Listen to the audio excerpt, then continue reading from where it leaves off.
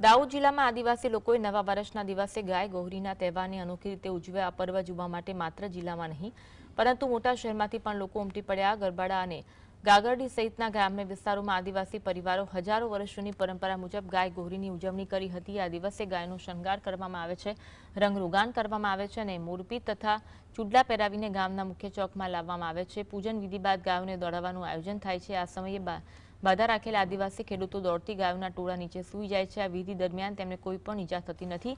એવી માન્યતા છે કે જો વર્ષ દરમિયાન ગાય માતાને કોઈ નુકસાન થયું હોય તો આ દિવસે તેમની પૂજા કરી ક્ષમા યાચના કરવામાં આવે છે।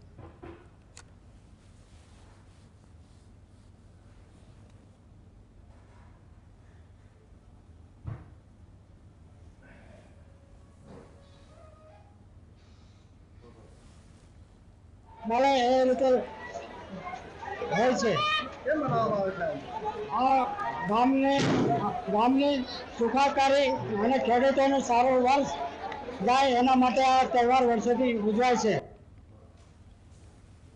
અમારે ત્યાં ગાય માતાનો ઉત્સવ સામૂહિક ટોળા રંગબેરંગી બળદોને રંગવાના, મોરપીંછ ધારણ કરવાનો અને ત્યારબાદ મેન બજારમાં ગાયગોરીનું પર્વ એટલે કે એક પછી એક અનેક ગાયોના ટોળાઓ લઈ અમારા આદિવાસીઓ આવે છે।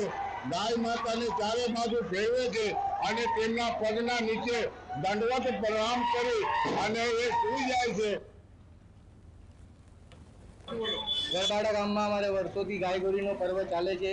તેનામાં ગાયોને શણગારે છે અને ગાયોને લઈને આવે છે અને પરંપરાગત રીતે ગાયોની આવે છે। એનામાં આપણે ગાયોનું ટોળું નીકળે છે, એનામાં ગાયો નીકળે છે।